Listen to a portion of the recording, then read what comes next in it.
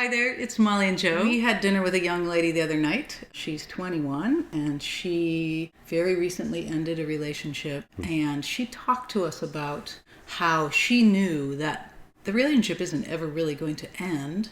It's going to change form. And could you talk a little bit about her perspective that just came out of her so naturally? I was very surprised to hear that idea come out of her mouth because, most 21-year-olds, when they end a relationship, boy, it's over, right? Don't want anything to do with that person again, gone, done. But in her case, she had a very mature perspective on it that, we have this great connection.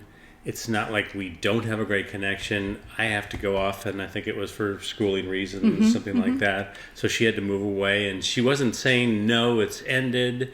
It was just changing form at that time because of what she felt that she had to do at her age. She did feel that the relationship wasn't going to be boyfriend and girlfriend. Right, but then not. It wasn't going to end completely. There was still going to be. And then she was open to it being whatever it might be in the future, a friendship, a deep friendship, and a casual friendship. She was just open to it being something in the future and not having to just cut it all off and lose the connection they did have.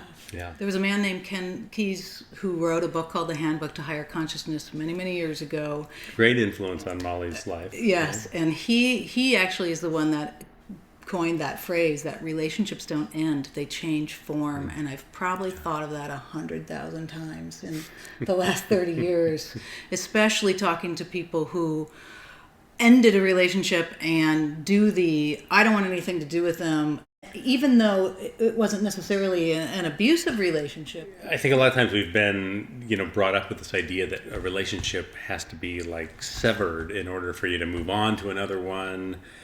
To make things complete, and I don't think that really is the case. I know you don't believe that at all. No, so. And especially, of course, when there are children involved. Yeah, I mean, how do you end a relationship with your spouse? Well, you end your relationship with your spouse and then end it completely, when you've still got kids. It just doesn't work, Even if you're just handing the kids off to each other, there's still a relationship there. So why not make the best of it? Recognize that you still have a relationship and to make it as good as you can. Yeah, absolutely. Your kids will appreciate it. Thanks for being here. See you next time.